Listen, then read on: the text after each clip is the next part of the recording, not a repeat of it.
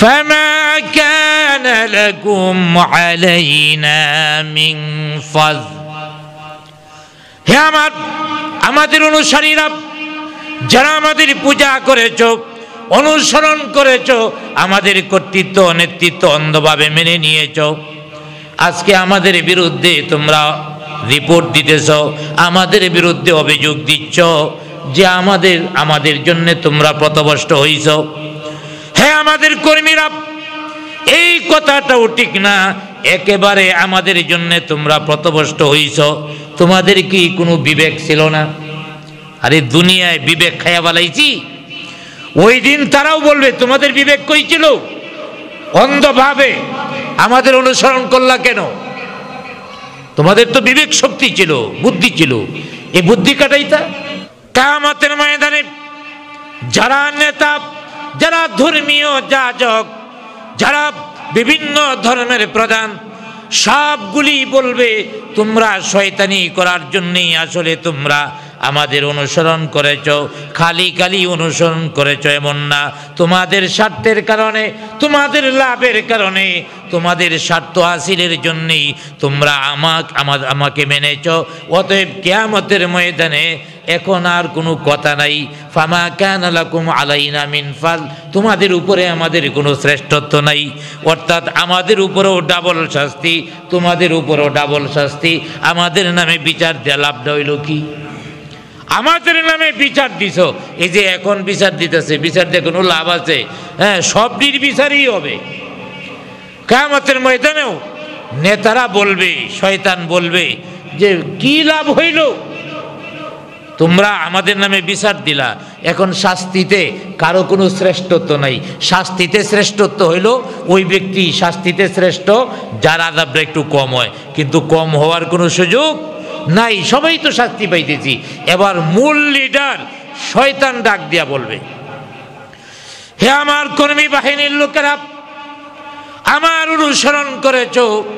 পৃথিবীর মধ্যে নেতা কেতা কর্মী টর্মী যা কিছু আছো, যারা আমার অনুসরণ দুনিয়ার মধ্যে তোমরা করেছ, দুনিয়ার মধ্যে অনুসরণ করেছ।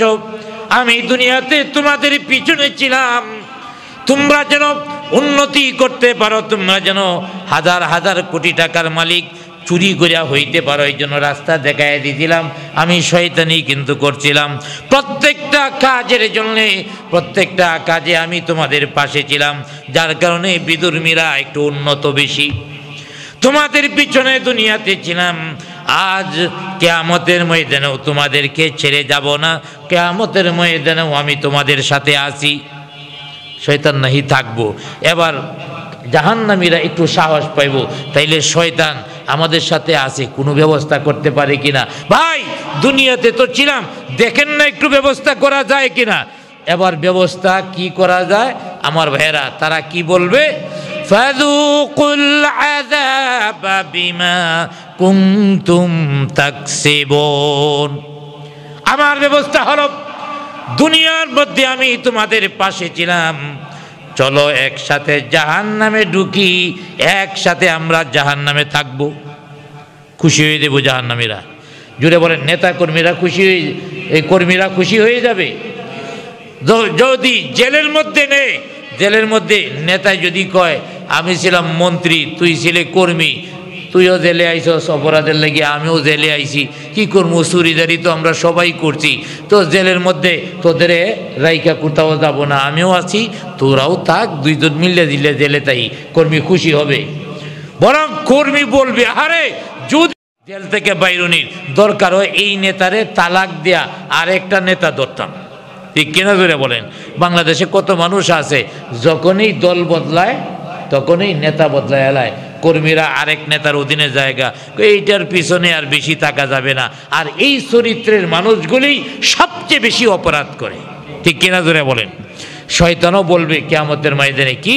ফাযুকুল আযাব, অতএব মজা খাও, আস্বাদন করো, বিমা কুনতুম তাকসিবুন, যে অপরাধ তোমরা করছো। আমি যে অপরাধ করছি এই অপরাধের শাস্তি আমি যেমন পাবো, তোমরাও অপরাধ করছো, তোমরাও এই শাস্তি পাবে। অতএব তোমাদের ছেড়ে যাব না, জাহান্নামে তোমাদের সাথেই আছি, সব জাহান্নামে থাকবে। আল্লাহ পাক সেদিন তাদের জাহান্নামে দিবেন। আর একটা কথা আল্লাহ পাক বলবেন, ওয়ামা আনা বিযাল্লামিল লিল আবিদ, আমি তো এমন রব আমার বান্দার উপরে জুলুম করব না। যে যে শাস্তির উপযুক্ত এই শাস্তি তাদের দিব, যে অপরাধ তারা করেছে এই অপরাধের শাস্তি দিব।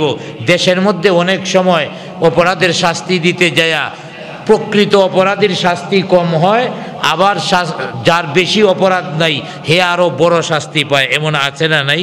এটা দুনিয়ার মধ্যে এই বিচারের মধ্যে ভুল আছে। আল্লাহ পাক বলছেন আমার বিচারে কোনো ভুল নাই। ওয়ামা আনা বিযাল্লামিল লিল আবিদ, আমি আমার বান্দাদেরকে উপরে সামান্যতম জুলুম করব না।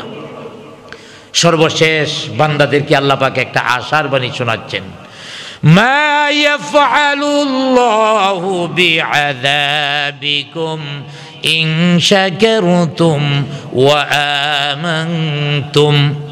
আল্লাহ পাক বলেন আমার কি দরকার পড়ছে, আমার বান্দা যদি কৃতজ্ঞ হয়, আমার বান্দা যদি ঈমানদার হয়, আমার কি দরকার পড়ছে আমার এই বান্দারে আমি জাহান্নামে দিতে? আমার বান্দা যদি ঈমানদার হয়, কৃতজ্ঞ হয়, এই বান্দারে জাহান্নামে দেওয়ার দরকারটা কি? তাইলে একটা মানুষ যদি ঈমানদার হয়, আল্লাহর নিয়ামতের শুকরিয়া আদায় করে, আল্লাহ রাব্বুল আলামিন তাকে জান্নাতে দিয়ে দিবেন। জুড়ে বলি আলহামদুলিল্লাহ।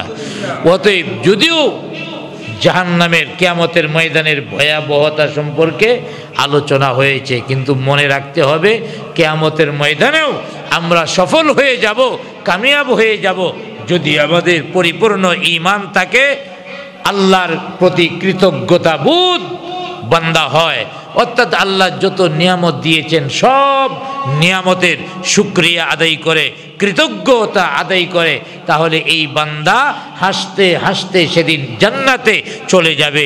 আলহামদুলিল্লাহ বলি। অতএব আমরা আল্লাহর কাছে দোয়া করি, আল্লাহ আমাদের খাঁটি ইমানদার বানায় দাও, কৃতজ্ঞ বান্দা বানায় দাও। সকলে বলি আমিন। আমরা বেশ কয়েক সপ্তাহে আমাদের মসজিদ কমিটির কেশিয়ার জনাব এজাজ হোসেন কুকন সাহেবের মার জন্য দোয়া করেছি।